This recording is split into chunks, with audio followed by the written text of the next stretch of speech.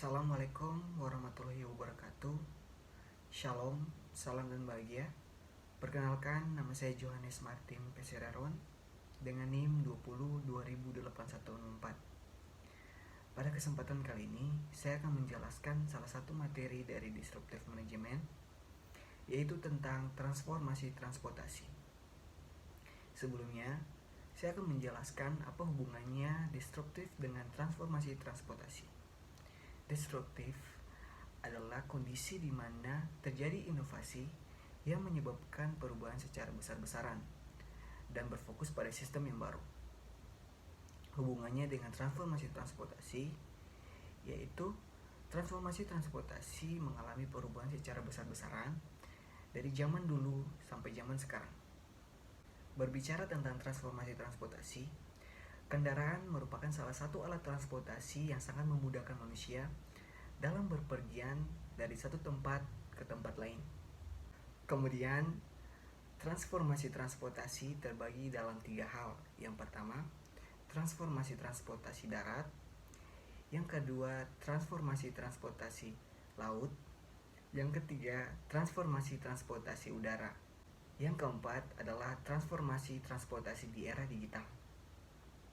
Yang pertama, transformasi transportasi darat. Perubahan yang terjadi ialah pada zaman dahulu orang-orang menggunakan tenaga kuda atau tenaga hewan untuk berpergian dari satu tempat ke tempat lain dan mengalami perubahan, yaitu munculnya kendaraan yang sederhana seperti sepeda, kemudian beralih kepada mobil, dan mobil juga berevolusi dari yang seperti ini menjadi seperti yang ini. Kemudian juga kereta juga mengalami perubahan dari yang dulu menggunakan batu bara sampai sekarang sudah menggunakan tenaga listrik. Dan pada zaman sekarang, mobil sudah berkembang menggunakan tenaga listrik. Salah satu contohnya ialah mobil ini. Mobil yang dikeluarkan oleh perusahaan Tesla ini, efeknya yaitu ramah lingkungan karena tidak mengeluarkan karbon dioksida atau mencemari lingkungan udara. Yang berikut, yang kedua adalah transformasi transportasi laut. Bagi orang-orang yang hidup di daerah laut, mereka kebanyakan menggunakan kendaraan transportasi seperti sampan dan perahu. Kemudian transformasi yang terjadi ialah sekarang orang berpergian menggunakan kapal yang sudah dilengkapi dengan mesin, sehingga perjalanan yang dilakukan akan semakin cepat. Dan pada zaman sekarang juga, transformasi yang terjadi bukan hanya sebagai alat kendaraan, tetapi negara menggunakannya juga sebagai alat tempur dan alat pertahanan. Contohnya seperti kapal ini. Kapal ini dapat menampung pesawat tempur dan juga senjata-senjata. Yang ketiga, transformasi transportasi udara. Yang ketiga, transformasi transportasi udara. Pada zaman dahulu, orang-orang menggunakan balon udara untuk bepergian dari satu tempat ke tempat lain dengan menggunakan bantuan gas udara. Tapi pada zaman sekarang sudah ada namanya pesawat. Pesawat menggunakan mesin, sehingga perjalanan dari satu tempat ke tempat lain memerlukan waktu yang cepat dan bukan hanya sebagai alat kendaraan lagi. Transformasi ini juga mengakibatkan negara menggunakannya sebagai alat tempur. Contohnya seperti ini.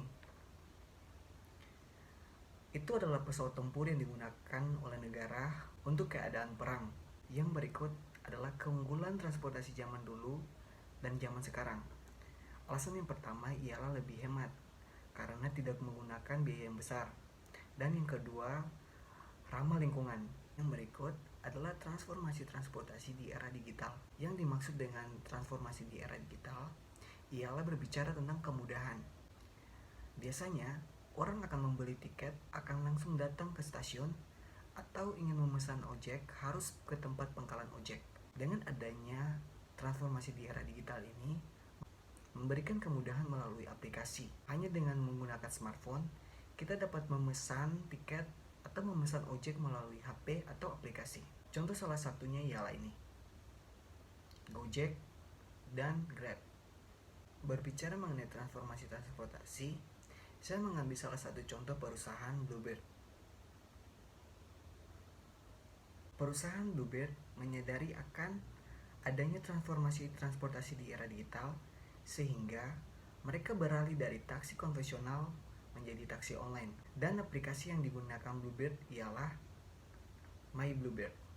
Dalam masa pandemi COVID-19 ini, Perusahaan Bluebird memanfaatkan momentum ini untuk melakukan perubahan secara besar-besaran. Dalam masa pandemi COVID-19 ini, perusahaan Bluebird menggunakan momentum ini untuk melakukan perubahan secara besar-besaran dengan mengusung tema 3M. Yang pertama multi-channel, yang kedua multi-product service, dan yang ketiga multi-payment. Ini adalah 3 hal yang dilakukan Bluebird dalam menanggapi situasi COVID-19.